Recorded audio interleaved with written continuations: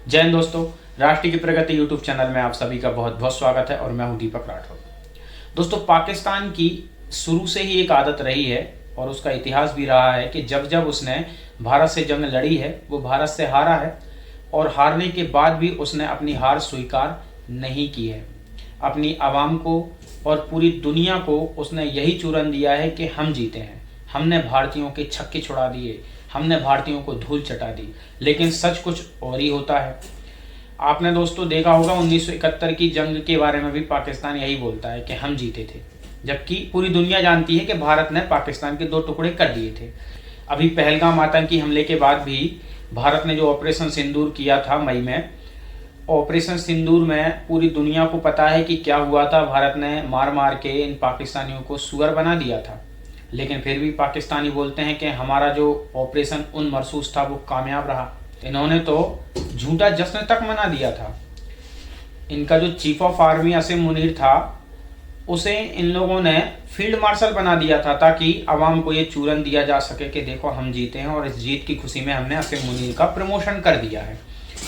खैर, ये तो सभी जानते हैं कि भारत ने इनके 11 एयरबेस तबाह कर दिए थे, 9 आतंकी अड्डे इनके उड़ा दिए थे, इनके कई ड्रोन्स उड़ा दिए थे, फाइटर जेट्स गिरा दिए थे, एयर डिफेंस सिस्टम इनके ध्वस्त कर दिए थे, रडार सिस्टम इनके ध्वस्त कर दिए थे।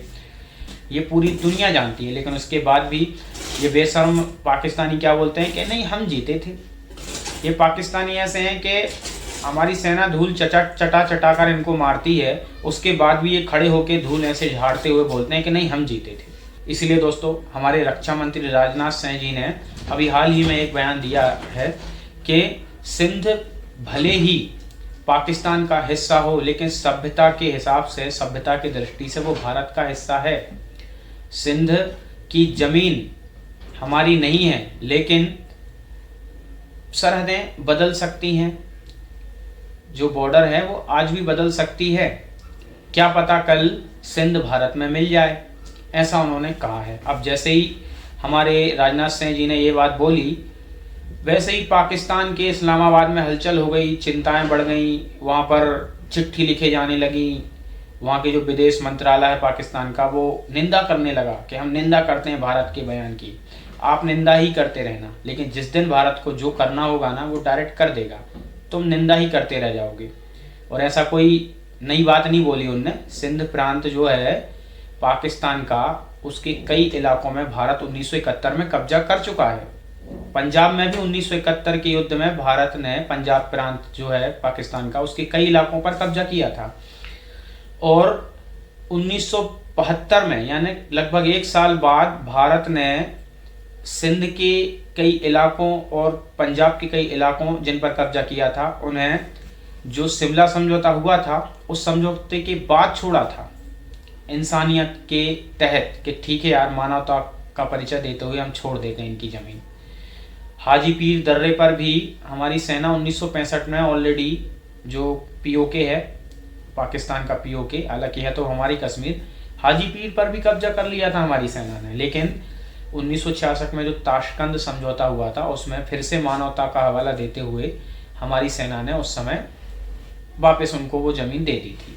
लेकिन दोस्तों, इस मामले में पाकिस्तान हमसे बड़ा समझदार निकला। पीओके उसने जब से लिया है हमारा, आज तक उसने हमें वापस नहीं दिया। कोई समझौते नहीं हुए।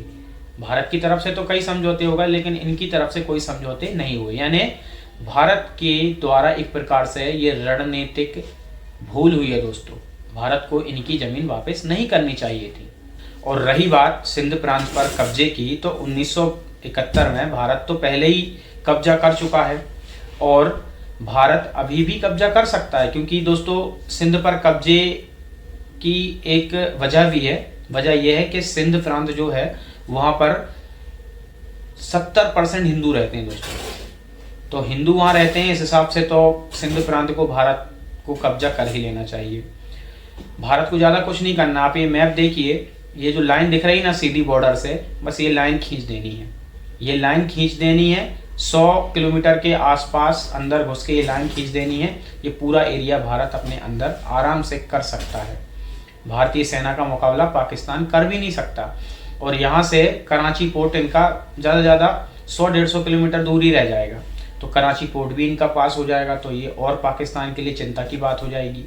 और हमारे रक्षा मंत्री राजनाथ सिंह तो पहले ही बोल चुके हैं कि सर क्रीक का जो रास्ता है, सर क्रीक कहाँ पर है, सर क्रीक गुजरात और सिंध के बीच जो भारतीय पाकिस्तान बॉर्डर है वहाँ पर सर क्रीक पड़ता है। तो सर क्रीक का जो रास्ता है वो कराची भी जाता है।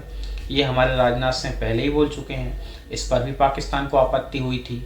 तो सिंध पर कब्जा करना हमारी सेना के लिए कोई बड़ी बात नहीं होगी। सिंध का जो नाम है वो आज भी हम हमारे राष्ट्रगान में लेते हैं। राष्ट्रगान जो है हमारा जनगण मन, उसमें हम बड़े ही फक्र से आज भी गाते हैं, पंजाब सिंध गुजरात मराठा द्राविड़ उत्कल बंगा।